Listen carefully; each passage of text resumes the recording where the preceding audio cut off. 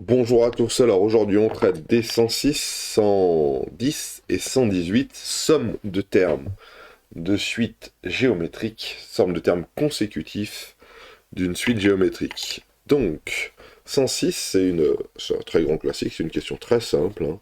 On vous demande de calculer les termes, la somme de termes consécutifs d'une suite géométrique dont le premier terme c'est 64 et dont la raison c'est 0,25. Donc on part de 64 et on multiplie par 0,25 à chaque fois et on vous demande de calculer la somme des 9 premiers termes. Alors la somme des 9 premiers termes, vu qu'on commence à U1, c'est U1 plus U2 plus jusqu'à U9. Et là, il y en a 9. On veut les 9 premiers, donc forcément, il y en a 9. Donc si je regarde bien, qu'est-ce que ça vaut? Ça vaut U1 fois 1 moins la raison puissance 9, il y a 9 termes, sur 1 moins la raison. Ok. Donc c'est parti. U1, ça fait donc 64, multiplié par 1 moins 0,25 à la puissance 9, le tout divisé par 1 moins 0,25. Voilà. Donc maintenant, on va essayer de modifier un petit peu cette chose-là. 1 moins 0,25, ça fait moins 0,75. Et 64 divisé par 0,75, est-ce que ça se divise déjà? Parce que si ça se divise pas, on le laisse comme ça, hein, pour se prendre la tête. Hein. 64 divisé par 0,75. Ouais, non, ça fait un mot, un nombre tout moche. Donc on va préférer le laisser comme ça. Par contre, au dénominateur, on va avoir moins 0,75. On est d'accord, hein? 1 moins, c'est bien, moins 0,75. Et... Ah non, mais non, plus 0,75. Qu'est-ce que je suis bête? 1 moins. Pouh, n'importe quoi. Et au numérateur, 1,025 puissance 9. Donc ça, c'est ma somme que je veux calculer. Et je vais taper tout ça dans ma calculette. Alors, j'ai fait exprès hein, de faire le dénominateur avant, comme ça, au moins, plus facile pour nous à faire. Donc, je vais commencer par celle du haut. Donc, 64 fois, entre parenthèses, 1 moins 0,25 à la puissance 9, je ferme la parenthèse, et je divise par 0,75. Qu'est-ce que ça va me faire? Et bien ça va me faire 85,3333 plus 0 machin chose et tout. Donc c'est environ égal à 85,333, etc., etc., etc. Voilà pour celui-là. Voilà pour celui-là. Alors j'aimerais bien vérifier. Alors je vais mettre une petite pause et puis on va faire ça dans un Excel. Donc voilà, j'ai mis n qui va de 1 à 9. Le premier terme, un qui valait 64, il est ici. On est bon. Et on va essayer de calculer les termes suivants. Alors le terme suivant, c'est quoi? Bah, c'est le terme précédent fois 0,25. Hein, c'est ça, ma raison c'est 0,25. Le premier terme c'est 64 et j'ai fait une erreur. Qu'est-ce que j'ai fait? Hein? Qu'est-ce qu'il me dit? J'ai pas le droit de mettre 0,25 comme ça? Faut que je mette une virgule forcément? Bon, faut que je mette une virgule. Je recopie et j'ai tous mes termes qui apparaissent ici. Donc 4, 1, 2, etc., etc. À chaque fois, on multiplie par 0,25. Combien vaut ma somme? Bah, ma somme, je vais la mettre en dessous, c'est bien égal à la somme, entre parenthèses, de tous ces termes-là. Ah oui, oui, oui, bien sûr, oui, oui, de tous ces termes-là. Voilà, et ça devrait me donner donc 85,33 les boîtes, 85,3378, etc., etc., etc. Donc, avec mon Excel, j'ai bien vérifié que, à la main, on avait bien notre somme là. Voilà pour celui-là, et maintenant on va passer au 110. Alors le 110, il est un peu plus compliqué hein, à comprendre. Hein. C'est une fonction Python qui s'appelle somme-terme. Donc déjà, c'est bien explicite quand même. Hein. Et ils nous disent, la fonction Python dont le script est donné ci-contre retourne la somme des premiers termes d'une suite géométrique où n est un entier naturel. Donc on rentre n ici, et ça va me faire la somme de tous les termes. Et regardez comment ça marche. Dans U, on met 0,01. Donc mon premier terme, c'est 0,01, et ma somme, on va dire que c'est U. Grosso modo, on commence par pouvoir mettre une case mémoire de l'ordinateur, à 0,01, et on dit que ça va être la somme. Celle-là, on va accumuler tous les termes, les uns après les autres. La ligne suivante, c'est, la ligne numéro 4, c'est pour k qui va de 1 à n. Donc on va faire varier une valeur k qui va de 1 à n. Donc ça veut dire que là, comment s'appelle, les instructions qui sont à la ligne 5 et 6, elles vont se répéter n fois. Alors, bien sûr, vous allez me dire, il y a n plus 1 en Python, quand on utilise range, ça va pas jusqu'à n plus 1, mais ça va jusqu'à n, grosso modo. Bon, ce n'est pas de question. Ça s'exécute n fois. Et ça tombe bien, hein, n, c'est ce qu'on va donner ici, nous. Donc, on prend notre nombre, on le multiplie par 2, ici, et on le remet dans la case U. Donc, on va faire U va être la case mémoire dans laquelle on aura notre terme, la valeur de notre terme, et à chaque fois, on va prendre la somme, et on va ajouter U à chaque fois, on va tout remettre dans somme. Et quand on aura tout fini, on renvoie somme. Donc, par combien on multiplie à chaque fois? On multiplie à chaque fois par 2, et on part de où? De 0,01. Donc quand on nous dit dans le 110, préciser la raison et le premier terme, donc c'est facile, hein, on a U... Alors ils ne nous disent pas si on commence à 1 ou pas, on va commencer à 0 nous. U0 qui vaut 0,01, hein, c'est précisé juste ici, hein, on met U0 à 0,01, et à chaque fois on va multiplier le terme par 2. Donc notre raison à nous ici c'est 2. Expliquer les rôles des lignes 5 et 6. Donc 5 et 6 permet de calculer le terme suivant et de l'ajouter à la somme. Donc la ligne 5, elle permet de calculer entre guillemets un plus 1, le terme suivant de la suite, et la ligne 6, ça l'ajoute à la somme. Donc à chaque fois, on va ajouter le terme à la somme. Ça l'ajoute à S, donc à la somme. Ok. Donc la somme va augmenter à chaque fois du terme suivant. C'est-à-dire on calcule le terme suivant et on l'ajoute à la somme. On calcule le terme suivant, on l'ajoute à la somme. Et on fait ça n fois, vu que on va de 1 à n plus 1 et que le range va de 1 à n. Bon, voilà, très bien. Quelle instruction permet de calculer la somme de U0 à U12? Et bien de U0 à U12, il y a 13 termes, donc il va falloir le faire 13 fois, et ici donc, il va falloir calculer somme de termes. Alors c'est là, est-ce que c'est 12 ou est-ce que c'est 13? Bah, U0 est là, si je mets 12 ici, je vais aller jusqu'à 12 là, donc à mon avis c'est 12. Ça c'est pas le nombre de termes, mais c'est l'indice du dernier terme. L'indice du dernier terme. Alors après, c'est pas très grave si on se trompe d'un, entre guillemets. Moi, si, c'était le but du jeu, c'était que vous sachiez, c'est d'analyser pour savoir si c'était l'indice du dernier terme ou pas.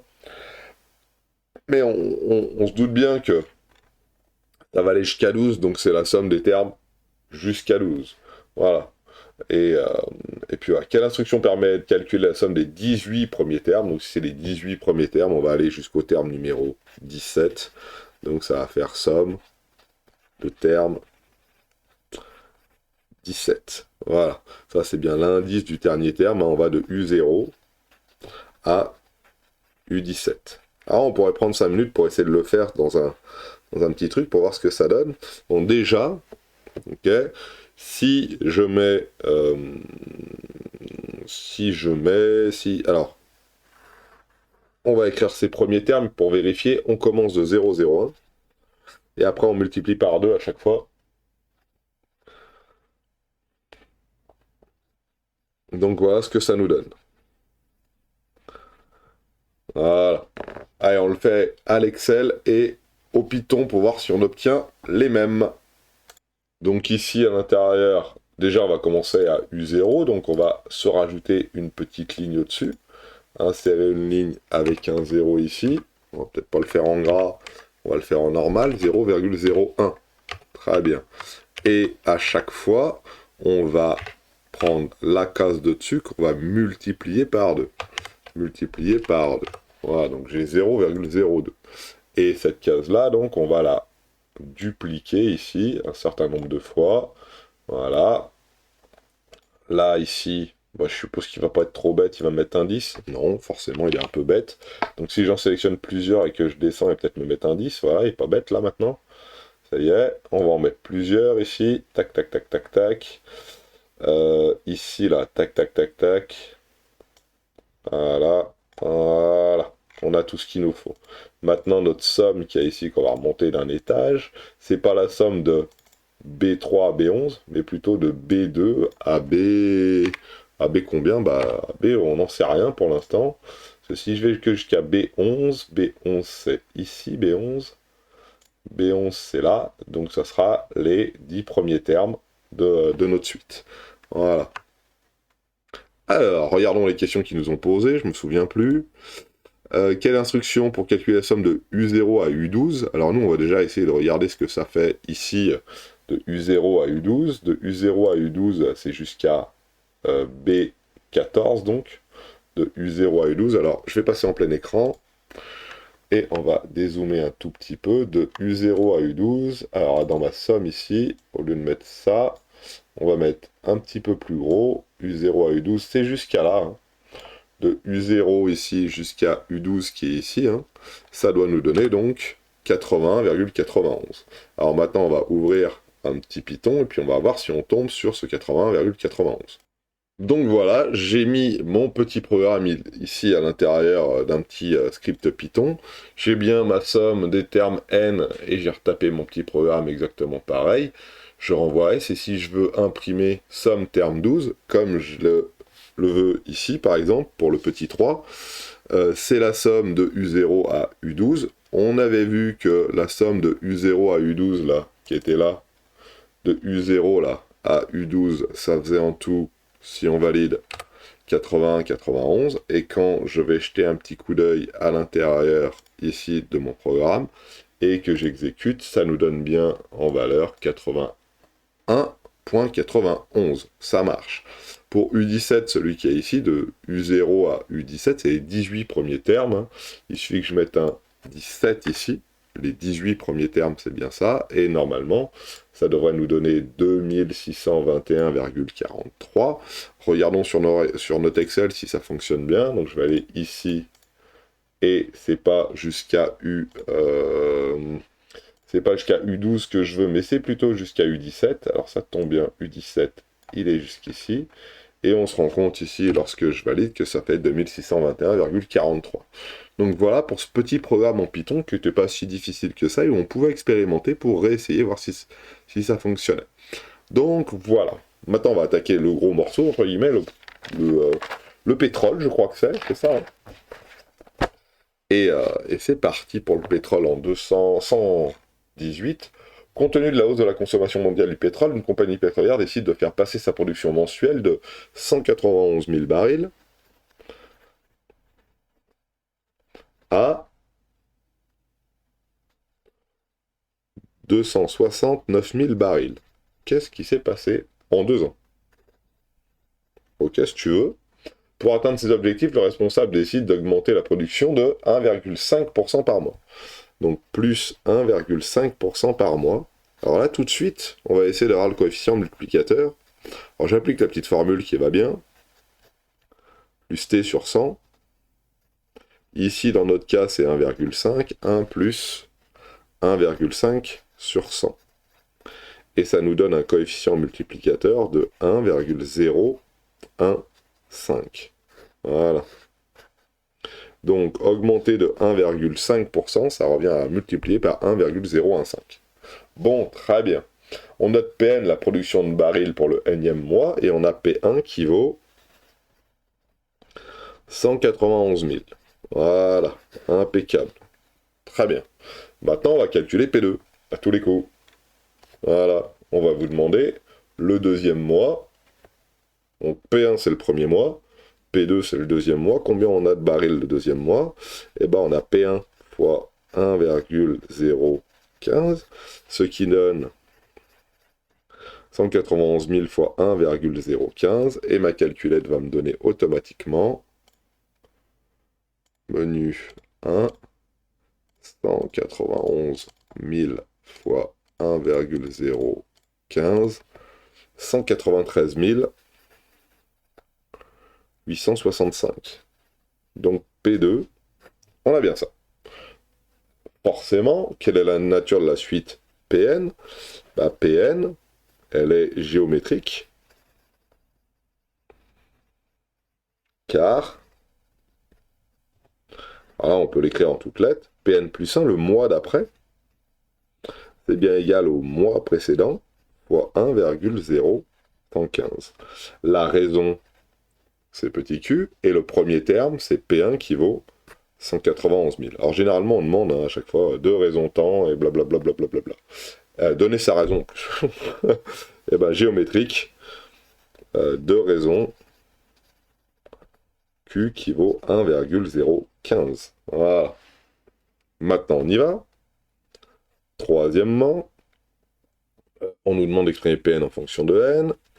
Pn est égal à, alors, P0 ou P1 fois Q puissance n-1. Ok, on est bien d'accord, on commence de P1, donc ici c'est n-1, comme on l'a eu dans le cours précédent. Donc P1 c'est 191 000 barils, la raison c'est 1,15, n-1. Voilà. On peut aussi essayer de faire mieux. On peut dire que c'est 191 000 fois 1,05 puissance n fois 1,015 puissance n-1. Alors on l'écrit, allez. On l'écrit une dernière fois.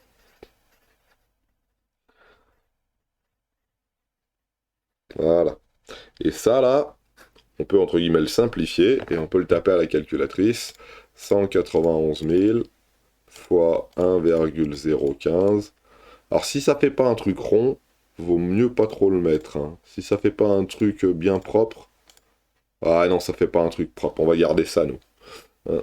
On va garder Pn égal. Oui, ça fait un... Ça va être moche. Je préfère pas le mettre. Voilà. Donc on va garder notre Pn. Les deux réponses sont justes. Hein. Il y en a une qui est un peu plus jolie que l'autre. Donc nous, on va garder ça. Ça nous suffira pour la réponse à la question 3.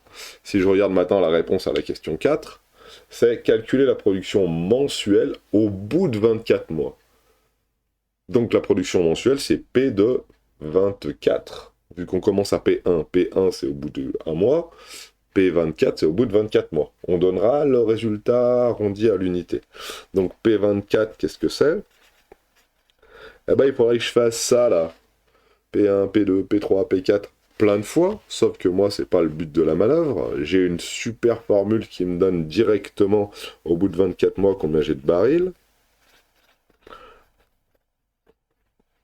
Voilà. Alors, c'est N qui vaut 24. Là, j'ai 24 moins 1, donc ici, j'ai 23. Et ici, ça me donne donc 191 000 fois 1,015 à la puissance 23. Et ce qui me donne, ah, non, arrondi, c'est pas beau ça? 269 000. Alors, ah oui, en effet, il y a un petit égal 0, blablabla. Bah, on enlève ça. On dit arrondi à l'unité, donc on tombe sur 269 000. Donc si je résume, première question, on a notre valeur P2. Voilà. Deuxième question, notre Pn est bien géométrique, hein, et elle s'écrit sous cette forme-là. Ça, c'est la forme qu'on avait appelée récursive, et sa raison, c'est bien 0,15. Si je regarde la troisième question, on obtient notre valeur, notre terme général, ça veut dire Pn en fonction de n, ici. Celle-ci est importante parce que c'est celle qui va nous permettre assez facilement de calculer ici, alors notre P24, qui lui vaut 269 000. Voilà. Voilà le résumé de celui-ci. Ça, c'était le A. Et comme le livre est vachement mal fait, ils vous disent question 4AA, hein, la même, hein, petit bug dans l'affichage. Donc, je sais pas ce que c'est comme livre, mais faudra leur dire. C'est des fautes. Est-ce qu'on a atteint l'objectif? Oui. Objectif atteint. Voilà. Objectif atteint. Maintenant, regardez bien, le mot important, il est là. Déterminer les quantités cumulées. la somme de tous ces barils. Eh ben, ça va en faire un paquet parce qu'il y en a 191 000 le premier mois, et il y en a 269 000 le 24e mois, et entre le premier et le 24e mois, on en a produit en augmentant encore plus la production. Donc on va avoir produit un nombre faramineux de barils. La question c'est de savoir combien. Alors ça c'est facile, c'est la somme du terme consécutif d'une suite géométrique de raison 1,015 et de premier terme P1 qui vaut 191 000. Donc si je regarde un petit peu correctement ce qui se passe, on a la somme que l'on cherche qui est P1, on va écrire ça correctement, P1 plus P2 plus P3 plus blablabla jusqu'à P24. Et ouais, moi je veux tout ça, moi. C'est ça qui nous intéresse. Et à ce truc-là, ça nous fait donc, en tout, de 1 à 24, 24 termes. Ça veut dire que cette somme, c'est égal au premier terme, hein, je vous rappelle la formule, ça c'est le premier terme, celui qui est ici, fois 1 moins Q, 1 moins Q c'est 1 moins 0,15, à la puissance 24 sur 1 moins 1,015. Voilà. Donc ça, c'est bien le nombre de termes qu'il y a ici. Le premier terme, tac, et le nombre de termes. Et le 1,015, on se doute bien que c'est notre raison qu'il y a ici. Donc là, pareil, on y va. Alors, il faut y aller doucement. Donc, on va faire 191 000. Je veux pas me tromper. Fois, on va le numérateur. 1 moins 1,015. 0,15 à la puissance 24, le tout divisé par 1 moins 1,015. On va se relire. Ouais, ça a l'air d'être ça c'est le numérateur, ça a l'air d'être le dénominateur, et on valide. Ça fait un paquet de barils, 5 millions de barils. 5 millions 4, 6, 9. 0,02 barils. Alors forcément, il doit falloir arrondir. Il y a un 4 derrière. Donc, baril comme ça. Voilà. Alors pour cet exercice, notre somme, c'était bien P1 plus P2 plus P3. On se souvient, on aurait pu écrire un P1 fois 1 plus Q, etc., etc., au carré, et ce qui nous donne 5000 barils dans notre cas. Alors on va peut-être faire des petites... truc en couleur. Le Q, il est ici. Le nombre de termes, là, 24, c'est les 24 qui sont là. On est d'accord. Est-ce que j'ai un autre? Allez, rose. P1, notre premier terme, il est ici. Et puis voilà. Et puis voilà. 5 millions de barils en 2 ans. Donc ça va... C'est bien. C'est bien. Je vous souhaite à tous de passer une excellente journée.